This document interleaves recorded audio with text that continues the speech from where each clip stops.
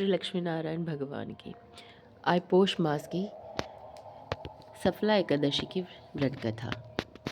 युधिष्ठिर ने पूछा, हे भगवान, पौष के कृष्ण पक्ष की एकादशी का क्या नाम है? इस दिन कौन से देवता की पूजा की जाती है? उसकी विधि क्या है? श्री कृष्ण भगवान बोले, राजन, दान देने वाले की अपेक्षा में व्रत करने वाले से अधिक प्रसन्न होता हूँ। अब आप इस एकादशी व्रत का महात्म्य सुने। पौष मास की कृष्ण पक्ष की एकादशी का नाम सफला एकादशी है। इस एकादशी के देवता नारायण है। इसका पूर्वोक्त विधि अनुसार व्रत करना चाहिए और नारायण जी की पूजा करनी चाहिए। जो मनुष्य एकादशी व्रत तथा मेरा पूजन करते हैं वह धन्य है। सफला नाम की एकादशी में मुझे ऋतु के अनुकूल फल अर्पण करें, अर्थात नारियल, नींबू, अनार, सुपारी आदि और धूप दीप पुष्प आदि से मेरी 16 प्रकार से पूजा करें। इस दिन दीपदान तथा रात्रि को जागरण करना चाहिए।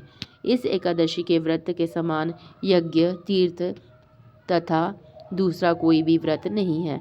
मनुष्य को 5000 वर्ष तपस्या करने से जो पुण्य प्राप्त होता है वह पुण्य इस भक्ति पूर्वक रात्रि जागरण सहित सफला एकादशी के व्रत के प्रभाव से प्राप्त हो जाता है। राजन, अब आप सफला एकादशी की कथा सुनिए। चंपावती नगरी में एक महिषामती राजा राज्य करता था। उसके 5 पुत्र थे। इन पुत्रों में सबसे बड़ा वह था। वह सदैव पापकर्म में लगा रहता था। जो सबसे बड़ा पुत्र पर स्त्री गमन में अपने माता पिता का धन नष्ट किया करता था और देवता, ब्राह्मण, वैष्णव आदि की निंदा किया करता था। जब पिता को अपने बड़े पुत्र के बारे में समाचार ज्ञात हुआ तब से उन्होंने उसका नाम लुम्भक रख दिया और उसको अपने राज्य से निकाल दिया। जब लुम्भक सबके द्वारा त्याग दिया गया तब वह विचारने लगा कि अब मैं क्या करूं, कहाँ जाऊं। अंत में वह दिन में वन में रहने लगा और रात में अपने पिता की नगरी में चोरी तथा अन्य को कर्म करने लगा। जिस वन में वह रहता था वह भगवान को अत्यंत प्रिय वन था। उस वन में एक बहुत पुराना पीपल का वृक्ष था। सब देवताओं का क्रीड़ा स्थल था। इसी वृक्ष के नीचे लुम्भक रहता था।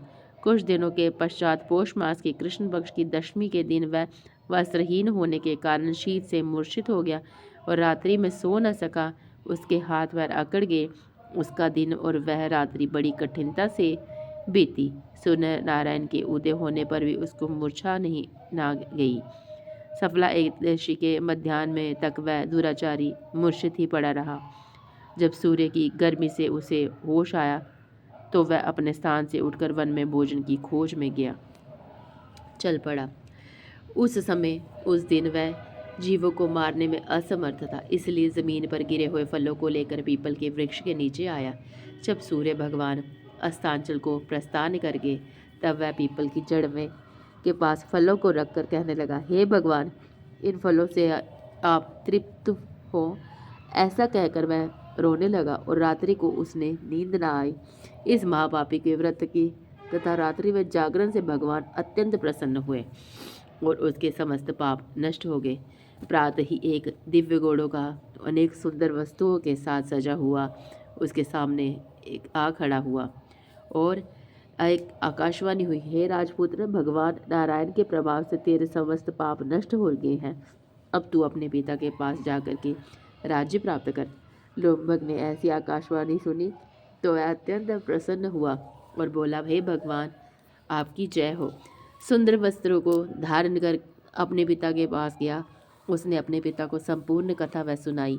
पिता ने उसे अपना राज्यभार सौंप दिया। अब लुम्भक शास्त्र के अनुसार राज्य कार्य करने लगा। उसकी पत्नी, पुत्र आदि भी परम भक्त बन गए।